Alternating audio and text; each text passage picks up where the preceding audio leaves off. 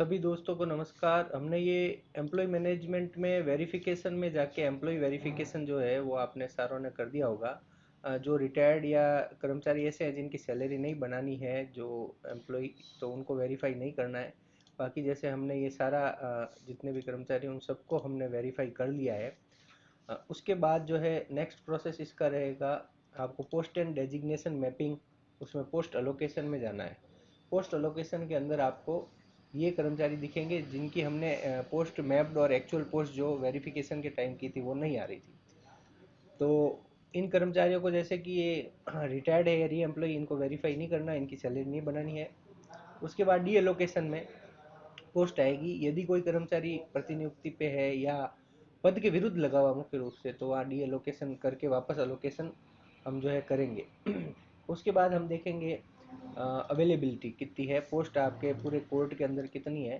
तो हम देख रहे हैं जैसे ये 5 है, एक ऑक्यूपाइड हो चुकी है, अपन नाम देख सकते हैं यहाँ पे किस चीज़ का है, कौन है। उसके बाद वापस 3 क्लर्क ग्रेड सेकेंड, जेएम की एक पोस्ट है, रिश्तेदार थर्ड, रीडर ग्रेड थर्ड, इस प्रकार से सारी पोस्टें वेरीफाई हो गई है। उसके बाद हम नेक्स्ट ऑप्शन है वो आएगा इसके अंदर प्री वैलिडेशन सैलरी का। सैलरी प्रिपरेशन में जाके प्री वैलिडेशन सैलरी करना पड़ेगा। तो पहला काम वेरिफिकेशन हो गया, दूसरा काम हो जाएगा आपका पोस्ट डेजिग्नेशन अलोकेशन, उसमें देखना है। उसके बाद हम ये करेंगे प्री वैलिडेशन चेक, माह फरवरी एम्प्लॉय ग्रुप जो आपका बना हुआ है जिसमें सारे कर्मचारी, ये सब का डेटा आपके पास आ जाएगा। हम जितने कर्मचारी ये सब की लिस्ट एक साथ निकाल लेंगे। उसके बाद हम एक एक कर्मचारी का डाटा, क्योंकि हमने पहले सारी इसकी डिटेल्स चेक कर ली थी, तो हम यहाँ पे ये जो नाम सेलेक्ट करके और जो है वो वैलिडेट कर देंगे। इस प्रकार जो है वो कर्मचारी वैलिडेट हो जाएगा।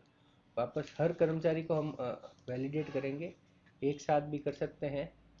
और जो है वो इसमें बता देगा कि भाई जो आपने डेटा भरा है कर्मचारी का, salary data is correct is the for the requested employee, जो है आपके वैलिडेट करने में पता चल जाएगा कि डाटा जो आपने भरा है, जो पद भरा है उस कर्मचारी के लिए, वो जो सारा है आपके सही रूप से वैलिडेट किया हुआ है। ये जो है हम वैलिडेट पूरी इसका डेटा जो है कर लेंगे। जैसे कुल मिला के 7 कर्मचारी है जिनकी सैलरी प्रोसेस करनी है, उनको हम जो है वो वैलिडेट करेंगे इस प्रकार से। और यहाँ पे वैलिडेट सेलेक्टेड 7 ये भी आएगा, तो ये हम वैलिडेट कर लेंगे। उसके बाद जो है फिर जो है सैंक्शंस के अंदर ये आ जाएगा अपने, वही सैलरी सैंक्शंस में अलाउंस और डिडक्शन करना है।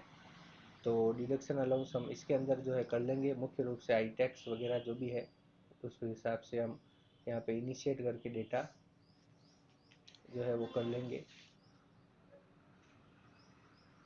और उसके बाद जो रिपोर्ट आपके जनरेट होगी वो देखने के लिए कि सैलरी बिल बन गए हैं, कैसे बने हैं, क्या डिडक्शन हुआ है, क्या सही से बने हैं या नहीं बने हैं। तो सैलरी प्रिपरेशन में स्टॉप सैलरी तो आपको बता दिया था किसी कर्मचारी की यदि नहीं बनानी है तो, और उसी कर्मचारी की अगर वापस स्टार्ट करनी है तो स्टार्ट में ऑप्शन आ जाएगा। ऑटो सैलरी प्रोसेस में हम देखेंगे फाइनेंशियल ईयर जो है वो लेकर के कि कौन सा ईयर जो है वो सेलेक्ट करेंगे हम। तो इसमें हम फाइनेंशियल ईयर 23-24 सेलेक्ट कर रहे हैं, मंथ फरवरी, ग्रुप है जो आपका मिनिस्टरियल बनाया हुआ है, और हम सर्च करेंगे। तो अगर जहाँ यहाँ पे जो आपको वो है सैलरी प्रोसेस अभी तक हुई नहीं है तो यहाँ पे शो कर देगी। उसके बाद जो है हम रिवर्ट अगर किसी को करवाना है तो यहाँ पे ऑप्शन आ जाएगा रिवर्ट का भी, इसी के अंदर ऑप्शन आएगा यहाँ ऑटो सैलरी प्रोसेस के अंदर। रिवर्ट भी कर सकते हैं, बिल चेक भी कर सकते हैं। एक बार जब हो जाएंगे तो रीजनरेट आपको प्रोसेस बता देंगे किस प्रकार होंगे। और उसके बाद जो है यहाँ फरवरी के अंदर रहेगा ओटीपी से डीडीओ जो एनरोल है, जो डीडीओ है आपका उस डीडीओ के नंबर पर ओटीपी जाएगा और फिर जो है फॉरवर्ड फरवरी माह की सैलरी होगी। तो आप आराम से चेक कर सकते हैं, उसके बाद ही ओटीपी लेकर जो है वो फॉरवर्ड जो है हम करेंगे। किसी कर्मचारी की अगर सैलरी यहाँ ऑटो सैलरी प्रोसेस में नहीं दिखाई दे रही है तो सैलरी नोट प्रोसेस के अंदर हम देखेंगे कि क्या कारण से हुआ है। जैसे अभी किसी की नहीं बनी है क्योंकि अभी 21 तारीख से यानी आज से शुरू होगी, तो हम सर्च करेंगे तो ये सारे आ जाएंगे कि भाई मंथली सैलरी नॉट प्रोसेस। लेकिन कोई कर्मचारी किसी कारणवश रहता है तो यहाँ रीज़न लिखा हुआ आएगा क्यों है, स्टॉप सैलरी है, एब्सेंट स्टेटमेंट है, या कोई डेटा अपलोड नहीं हुआ है।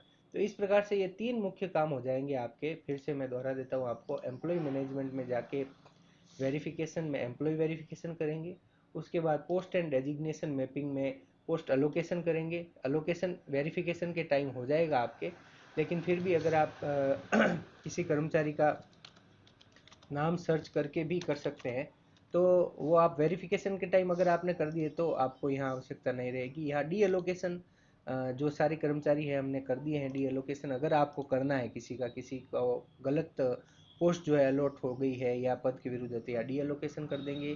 ये आपके दूसरा ऑप्शन हो जाएगा। और तीसरा ऑप्शन हो जाएगा जो आपके इसमें बिल्स में जाके सैलरी बिल्स, और यहाँ पे